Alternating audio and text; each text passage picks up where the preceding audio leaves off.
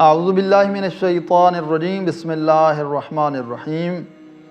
غسل جنابت کے مسائل اور اس کو کرنے کا پریکٹیکل طریقہ ہم پہلے ویڈیو میں بیان کر چکے ہیں، لیکن مومنین کی طرف سے کچھ سوالات ایسے آئے ہیں کہ جس کی وجہ سے ہمیں ایک اور ویڈیو بنانی پڑی۔ مومنین کی طرف سے کئی ایسے سوالات آئے ہیں کہ جن کا جواب دینا ضروری ہے۔ سب سے پہلے کہ جب غسل جنابت کرتے ہیں آپ تو غسل سے پہلے یا غسل کے بعد مسح کرنا چاہیے یا نہیں؟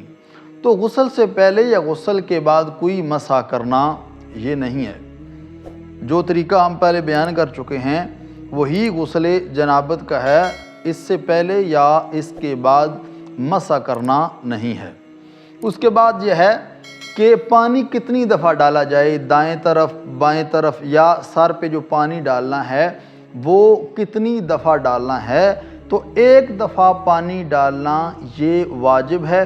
آپ 3 دفعہ بھی ڈال سکتے ہیں، کوئی مسئلہ نہیں ہے، لیکن ترتیب کا آپ نے خیال رکھنا ہے کہ پہلے سر اور گردن کو دھونا ہے، اس کے بعد دایاں اور پھر بایاں حصہ آپ نے دھونا ہے۔ ترتیب کا خیال آپ نے رکھنا ہے، لیکن یہ ہے کہ 3 دفعہ بھی آپ پانی ڈال سکتے ہیں۔ اس کے بعد یہ ہے کہ کھڑے ہو کر اگر کوئی بندہ غسل کرتا ہے تو غسل درست ہے یا نہیں؟ تو کوئی مسئلہ نہیں ہے، آپ بیٹھ کر غسل کریں یا کھڑے ہو کر غسل کریں۔ عام طور پر مرد حضرات جو ہیں وہ کھڑے ہو کر غسل کرتے ہیں، تو کوئی مسئلہ نہیں ہے۔ غسل جنابت ہو یا غسل مستحب کوئی اور غسل، غسل جمعہ وغیرہ، سارے کے سارے غسل جو ہیں وہ ٹھیک ہیں، کھڑے ہو کر غسل کرنے سے کوئی مسئلہ نہیں ہے۔ اس کے بعد ایک نیت کس طرح کی جائے، میں کئی دفعہ پہلے بیان کر چکا ہوں کہ نیت کو زبان سے ادا کرنا ضروری نہیں ہے کہ آپ جو وہ کہیں میں غسل جنابت کرتا ہوں یا کرتی ہوں قربتاً الی اللہ یا واجب قربتاً الی اللہ، یہ کہنا ضروری نہیں ہے۔ ایک شخص جس کے اوپر غسل جنابت ہے اور وہ یہی نیت کر کے جاتا ہے واش روم کہ میں غسل کرنے لگا ہوں، غسل جنابت کرنے لگا ہوں، تو یہی اس کی نیت ہے، جا کر وہ غسل کر لیتا ہے جو ترتیب ہے اس سے، تو اس کا غسل جنابت جو ہے وہ ہو جائے گا۔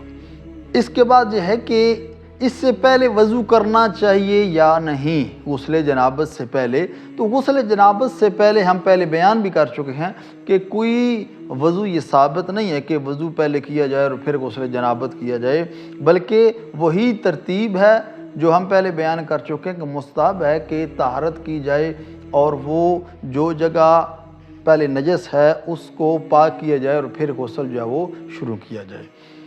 اس کے بعد یہ ہے کہ حد سے اصغر اگر صادر ہو جائے، مثلا آپ غسل کر رہے ہیں، غسل کے درمیان میں اگر پیشاب خارج ہو جاتا ہے یا ایک شخص کو حاجت آ جاتی ہے پیشاب کی اور پیشاب وہ کر دیتا ہے، تو آیا غسل دوبارہ شروع کرنا یہ ضروری ہے یا وہاں ہی سے آگے جاری رکھے؟